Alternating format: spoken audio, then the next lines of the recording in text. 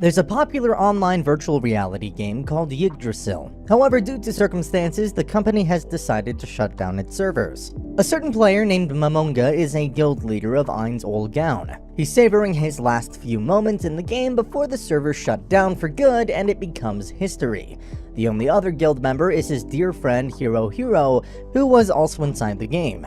But he says his goodbyes to Mamonga and logs out, hence in turn leaving Mamonga as the only member of the guild still in the game. He loiters around, sits on the throne, and even messes up the settings of a prominent NPC named Albedo, because who even cares at this point? Albedo becomes a woman in love and gets obscenely obsessed with Mamonga from here on out.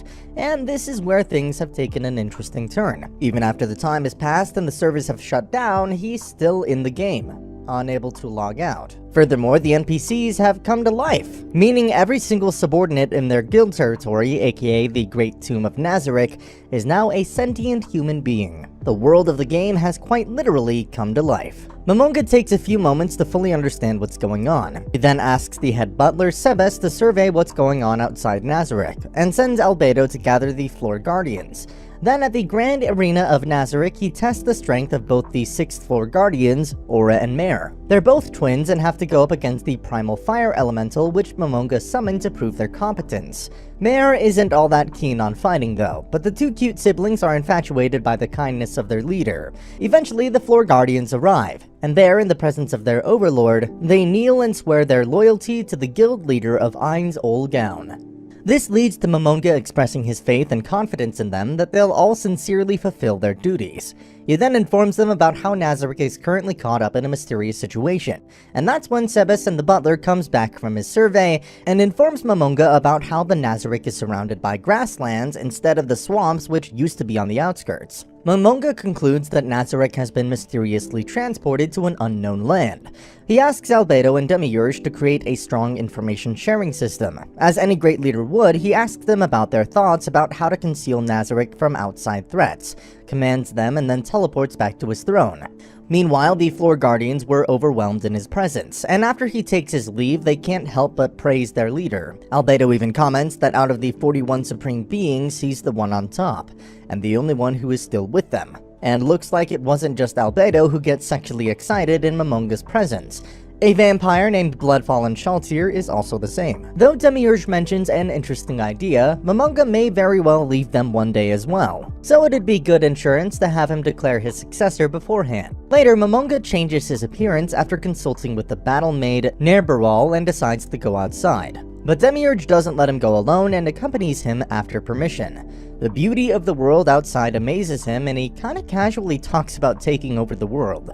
Demiurge took that statement seriously. He then sees Mare exceptionally concealing the walls of Nazarick on his orders and rewards him with one of his rings. Albedo also enters the chat but gets irrationally irritated at the sight of Mare wearing one of those rings, so he presents her with one as well. She is the overseer of the floor guardians after all. As this is going on, we get a glimpse of a group who's about to attack a certain village in the frontier, and also something about luring the beasts into their cage. A great man named Gazif Stronov and his warrior troops came across a plundered village shortly after. He wants the survivors to be sent to the capital called Rontel, but the vice captain wonders about the true intention of the attack.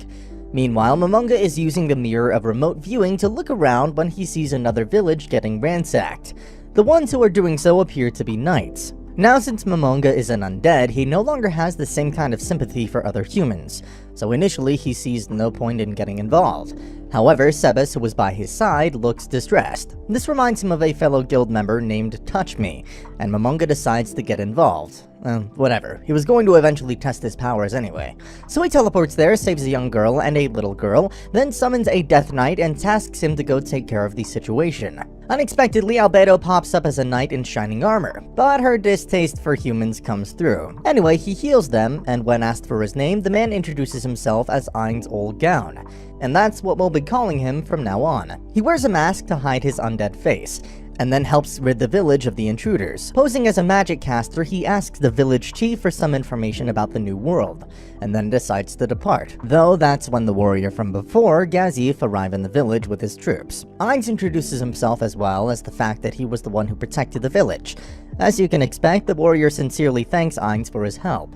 But then the entire village gets surrounded by some mysterious figures. We get a little tidbit of a conversation where Negan of the Sunlight Scripture is being tasked with murder of the mightiest warrior in the land, Gazel Stronov. In the present, the entire village is surrounded, and the warrior asks Ainz to help protect the village once again, while he himself will attack the enemies with his troops. Ainz had begun to respect the warrior and take him up on his offer. He also gives him a little souvenir which Gazif doesn't understand, at least not then. However, as the battle rages on, Gazif and his troops are overwhelmed by the enemy. When Gazif encounters the enemy leader and realizes that they'll lose, he warns him, tells him to leave the village alone, because someone even stronger than he himself is currently there. The enemy leader casts it aside as a mere bluff and tells his troops to finish off Gazif for good. But then, just before Gazif lost his life, he and his men are suddenly transported back to the village because of that souvenir, which vanished after doing its job. Gazif instantly realized that it was Ainz who saved them.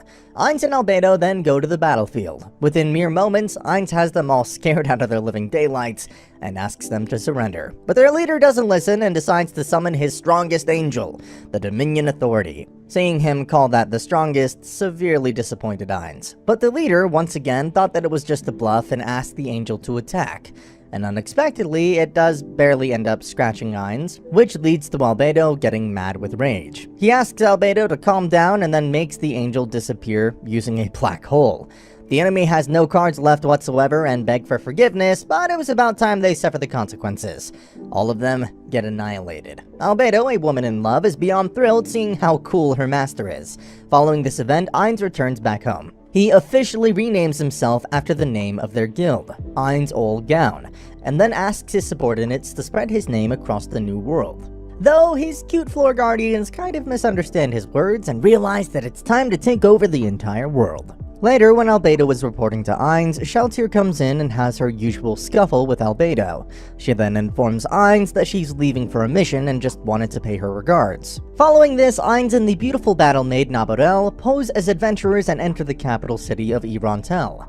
He beats up a goon in a bar and accidentally breaks a lady's precious potion, so he compensates by giving her a red one. Then, as the two are alone in the room, Naborel also expressed her distaste for humans. Anyway, they discuss their plan to learn more about the new world as adventurers. He'll be calling himself Mamun, while Naborel will be Nabe. So now they have to get themselves a job as adventurers. While the girl who got the potion takes it to a shop and realizes that it's a ridiculously rare potion that far outclasses all of the others, the owner of the workshop even tells her grandson to go and discover that adventurer. Back at the Adventurers Guild, Mamun and Nabe partner up with an adventurer that calls itself Swords of Darkness. They were going to go with their quest, but then someone asks for Mamun specifically and the goal changes. The goal is now to escort Nefreya Barare to Karne Village, the one Ainz saved back then. The client also happens to be the grandson of that workshop owner, and so their journey to Karne Village begins. Meanwhile, there's a sinister individual named Clementine at the Irantel Cemetery who meets up with someone named Khajiit and they talk about some strange ritual.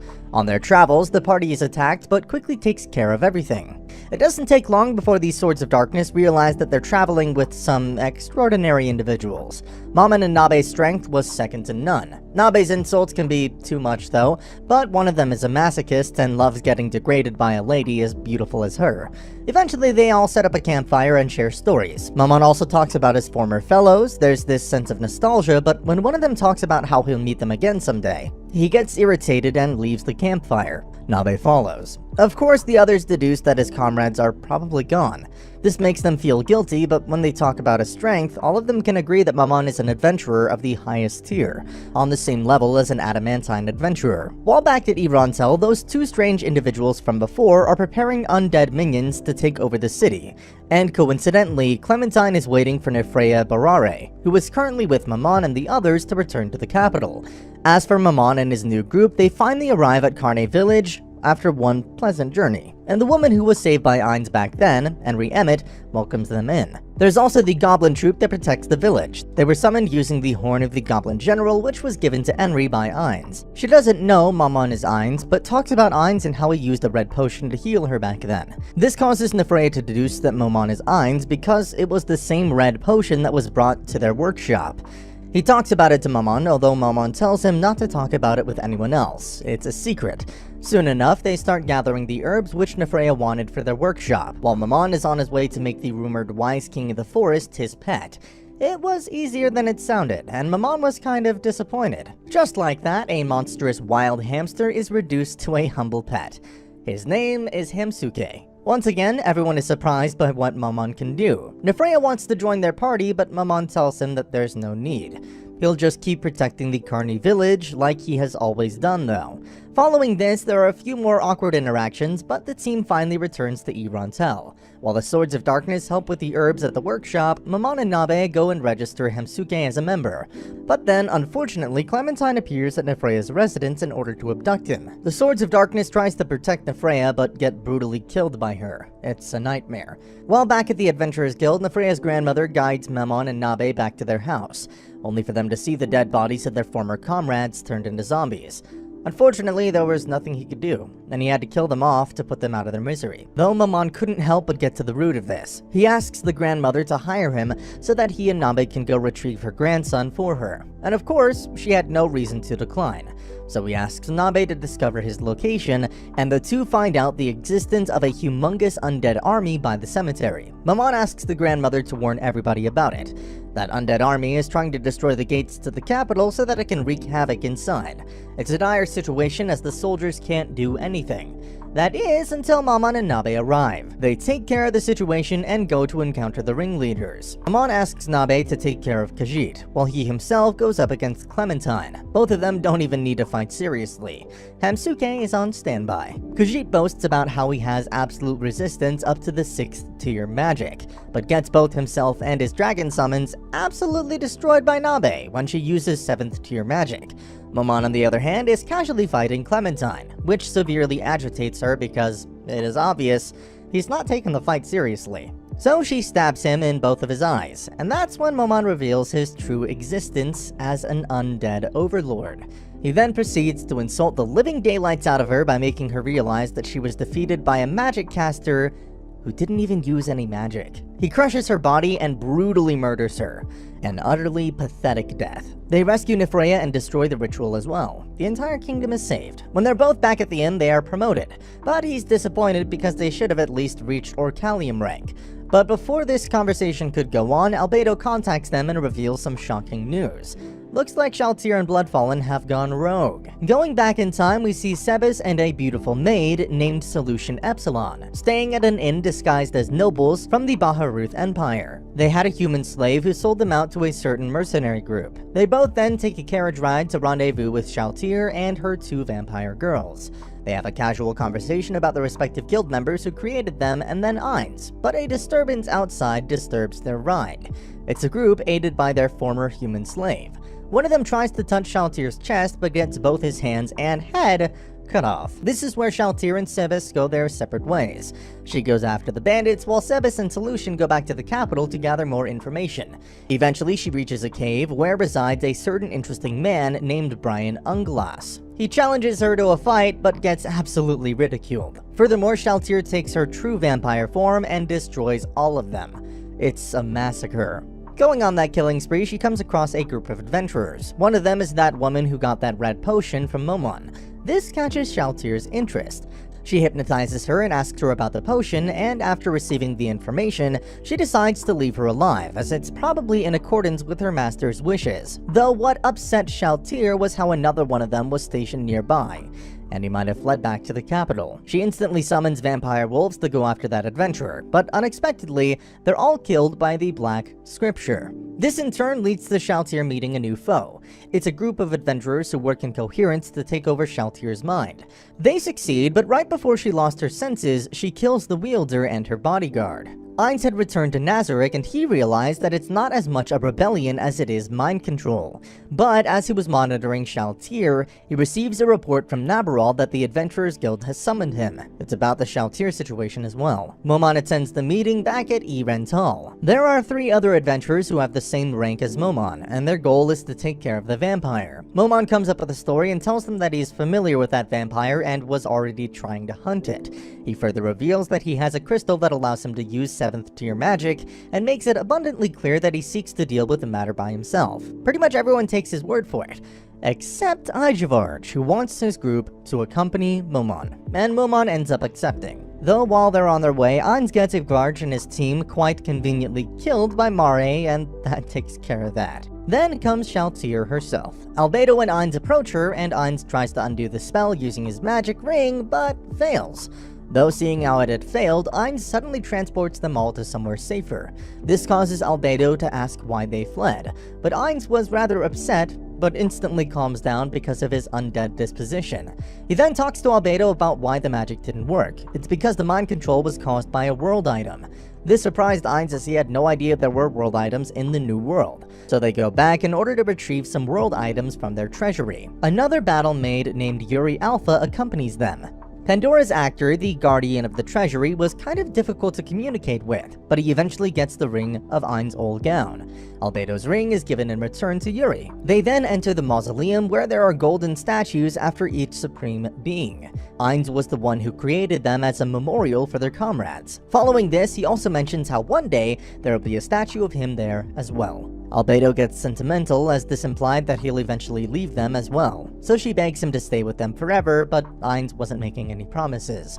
Though if he ever had to go far away for whatever reason, it'll be her responsibility to lead and protect Nazarek.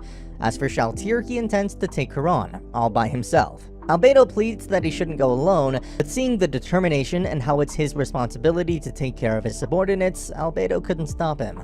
So he arrives at the site together with Aura and Mare, and then asks the two siblings to scout the area and make sure no one else gets involved. Both of them get world items. Meanwhile, the shrewdest man in Nazarek, Demiurge, returns to Nazarek. And then, in the presence of Albedo and Cocytus, he asks them about what's going on. He's already got the gist of it because of Albedo's message. The man criticizes Albedo for letting him go alone and how there's a possibility that he might get eliminated. What if it's a trap? So he decides to go after him, but gets stopped by Cocytus, who is tasked with making sure nobody interferes. Back at the site, Ainz approaches Shaltir, who is simply standing in the middle of nowhere. He uses all sorts of enhancement spells there were, and eventually Shaltir uses her Valkyrie armor. The battle begins, and the two don't really hold back, especially Shaltir, who is basically on steroids.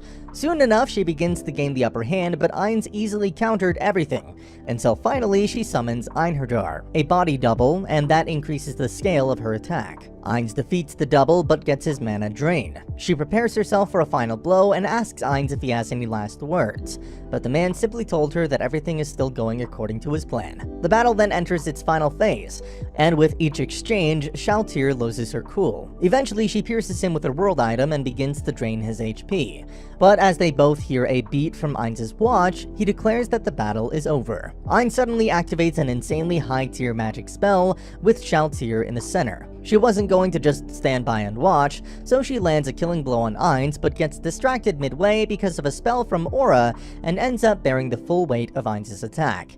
Hence, in turn, she begins to fade out of existence after admitting that she lost.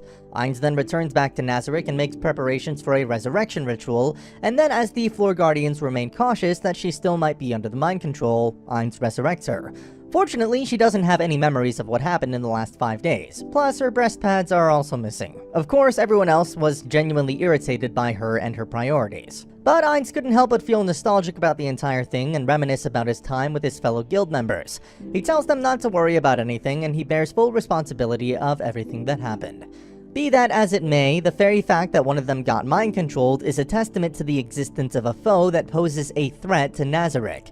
Ainz wasn't quite thrilled about it. He tells everyone that they need to strengthen their forces. Albedo reports that there is a great lake wherein lizard men dwell, so what are they gonna do about it? Time passes by, Sebas continues his hunt for information, Nabe accompanies Nefreya and his grandmother to the Carne village, and then later, back at the Adventurers Guild, Momon's team, aka Darkness, has finally been promoted to Adamantine, which is the highest rank there is. And that's the end of the video. As always, if you liked what you saw, subscribe to the channel. I'll be uploading a lot of videos just like this, so I'll see you at the next one.